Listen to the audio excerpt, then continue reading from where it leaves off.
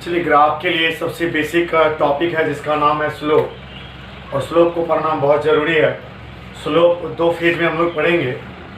पहले नॉर्मल जो स्लोप का मीनिंग होता है वो समझिए कि मानकर चलिए ये एक्स एक्सिस है, एग्जाम्पल भी बहुत सारा दिया जाएगा। ये एक्स एक्सिस है and this is Y axis, X axis और वाई एक्सिस कुछ इस तरह, एंड एक लाइन कुछ इस तरीके से इसको एक्सिस को, दोनों एक्सिस को इंटरसेक्ट करते हुए निकल जाती है। और यदि बोला जाए कि इस लाइन का स्लोप बताइए, इस लाइन का स्लोप यदि निकालना हो तो ये लाइन एक्स एक्सिस के साथ हो, वाई के साथ नहीं, एक्स एक्सिस के साथ एंटी क्लॉकवाइज में।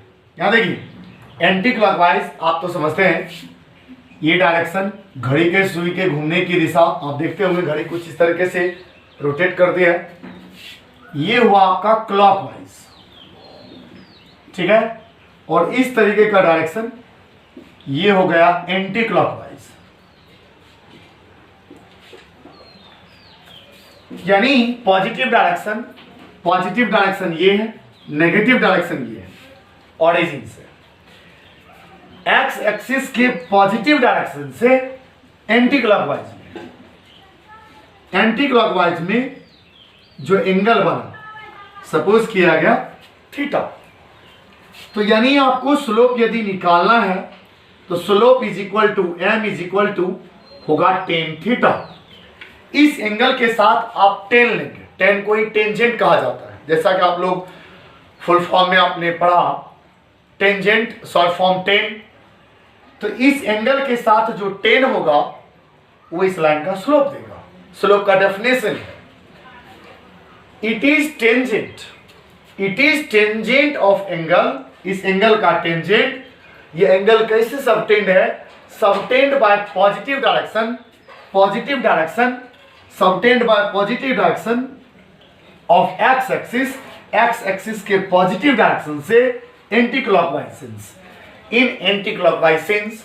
तो इस थीटा के साथ यदि आप टेन लगाते हैं then this tan theta gives the slope of this line, और स्लोप का सिंबल एम होता है, स्मॉल एम। इसको आप कहीं साइड में लिख लेंगे। Again I repeat, what is slope? It is tangent of angle, यानी एंगल का टेन स्लोप देगा। ये angle subtend bye positive direction of x axis in anti clockwise sense, that means tan theta gives the slope of this line, ठीक है। और slope को M से दिखाते हैं। एग्जाम्पल कुछ इस तरीके से, सपोज करिए ये x axis and this is Y axis, इस तरह, एंड एक लाइन आया और ऐसे कट कर दिया, और सपोज करिए ये एंगल 30 बना, थीटा 30 डिग्री है। यदि, और ये एंगल क्यों लिया गया? यही एंगल स्लोप देगा, क्योंकि ये एंगल पॉजिटिव एक्स से एंटी क्लॉकवाइज में लाइन के साथ बनाया। तो थीटा 30 है and slope is equals to M is equals to tan theta, और टेन थीटा का वैल्यू 30 पुट किया जाए, और टेन 30 का वैल्यू आपको टेबल बोला गया था याद करने के लिए। टेन 30 का वैल्यू 1/√3, तो इस लाइन का स्लोप आ चुका है 1/√3। और भी ढेर सारे एग्जांपल्स को देख सकते हैं आप, इसको आप समझेंगे। नेक्स्ट एग्जांपल में आगे बढ़ते हैं। जैसा कि बोला गया था टेबल में 10 का यूज हम लोग करेंगे, जो 10 का यूज हो रहा है उसको आप जरूर याद रखें। कि मानकर चलिए एक एक्सिस कुछ इस तरीके से ड्रॉ किया गया, ऐसा, फिर से मानकर चलिए एक लाइन कुछ इस तरह आया, और ये positive direction of x axis anti clockwise में 45 डिग्री बनाता है। यानी here theta is equal to 45 degree, and यदि आपसे स्लोप पूछे तो slope is equal to M is equal to tan theta, and tan theta का वैल्यू 45, और टेबल कहता है 10 45 का वैल्यू 1, इस स्लोप का वैल्यू 1 आ चुका है। एंड नेक्स्ट एग्जांपल कुछ इस तरीके से, x axis y axis draw किया गया। देखिए इस बार ये एंगल 30 है, ये y के साथ बनाया गया 30 है, कहेगा स्लोप निकालिए। यदि आपसे स्लोप पूछा जाए तो ये 30 है, कोई line positive direction of x axis से एंटी क्लॉकवाइज में जो एंगल बना वो थीटा चाहिए, लेकिन हम लोगों के पास गिवन थीटा 30 इधर, तो यहां तक पहुंचेंगे कैसे? ये 30 तो वर्टिकली अपोजिट के हिसाब से दिस इज ऑल्सो 30, एंड यदि ये 30 और राइट एंगल ट्रायंगल होता है, यदि ये 30 तो ये कितना होगा 60।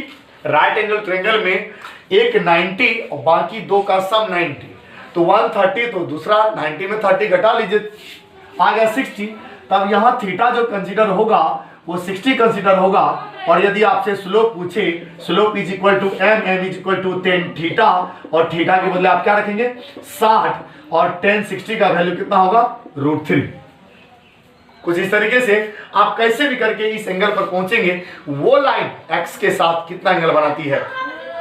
एंड नेक्स्ट मानकर चलिए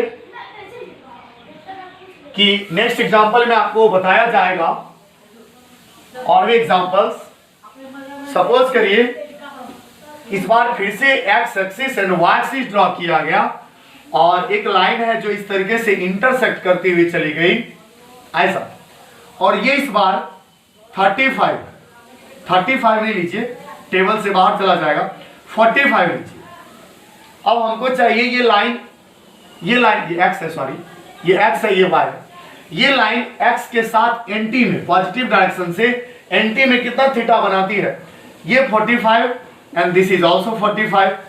बताइए दिस इज ऑल्सो 45, और तो 45 के सामने वाला ये भी 45। हियर थीटा हो गया कितना 45 डिग्री। यदि आपसे स्लोप पूछे, slope is equal to m, m is equal to 10 theta, और थीटा के बदले आप 45 पुट करेंगे। इस तरीके से 10 45 कितना हुआ 1। तो कहने का मतलब हुआ कैसे भी करके स्लोप की डेफिनेशन को हमेशा फॉलो करें, तब जाकर आप उसका स्लोप आसानी से फाइंड आउट कर सकते हैं। और भी एग्जांपल्स दिए जा सकते हैं इसका, डिफरेंट टाइप्स का। इस स्लोप का यूज हम बार बार करेंगे, इसलिए आप इस टॉपिक को अच्छे से समझें, एग्जांपल्स को खुद बनाने का प्रयास करें। और मानकर चलिए एक लाइन है, ये एंगल दिया हुआ है 135। अब बताइए तो 135 है बाहर का, ये एंगल कितना होगा? लीनियर पेयर के हिसाब से दोनों का सम 180 आना चाहिए।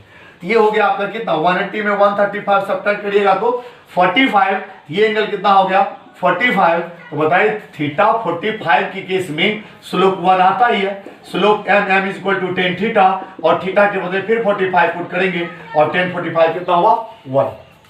एंड कुछ अदर एग्जांपल्स की बात करें, देखिए अदर एग्जांपल्स की बात यदि करें तो कहने का मतलब ये हुआ कि कोई भी लाइन एक्स एक्सिस के साथ पॉजिटिव डायरेक्शन में एंटी क्लॉकवाइज सेंस में जितना एंगल बनाती है उसके साथ टेंजेंट ले लिया जाए, 10 ले लिया जाए, तो वो 10 थीटा उस लाइन का क्या होगा स्लोप होगा। नेक्स्ट एग्जांपल कुछ इस तरीके से, ये x axis and this is Y axis.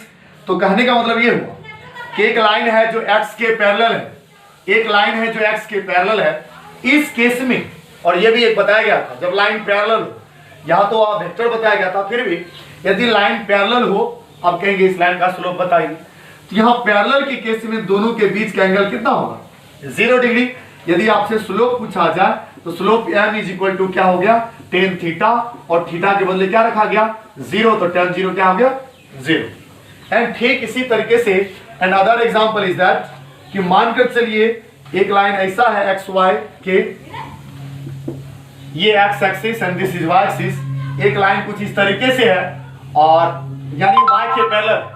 यदि y के पैरेलल लाइन है, अब कहेंगे इस अगर y के पैरेलल होता है स्लोप क्या है, तो आप तो जानते हैं, मानकर चलिए x के साथ बना हुआ एंगल चाहिए, तो पैरेलल है तो ये एंगल कितना होगा 90। तो यहाँ हो गया थीटा 90।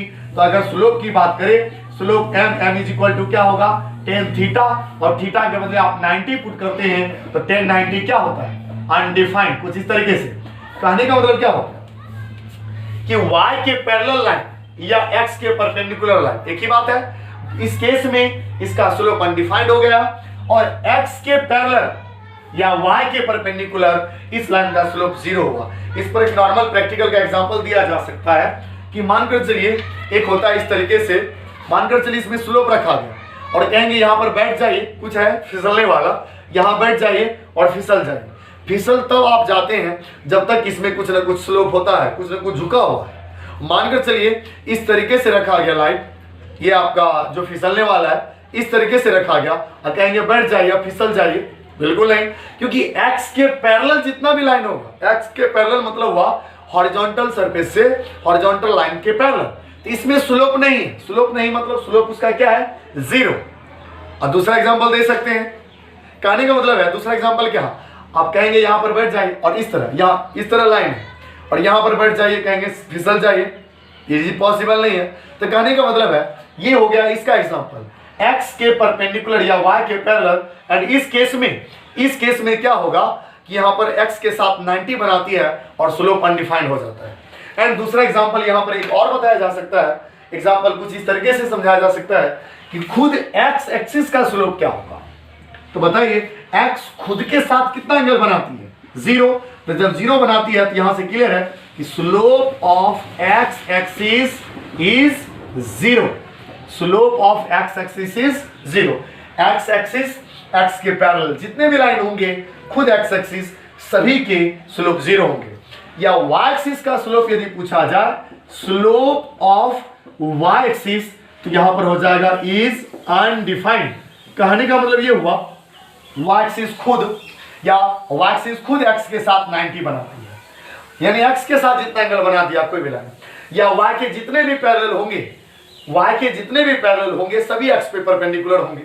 तो कहने का मतलब है खुद y के पैरेलल सभी लाइन का स्लोप अनडिफाइंड होगा। इन सभी बातों को आप बार बार समझेंगे और स्लोप का सेकेंड फेज ज्योमेट्री के हिसाब से और भी दूसरे एग्जांपल्स में दिया जाएगा।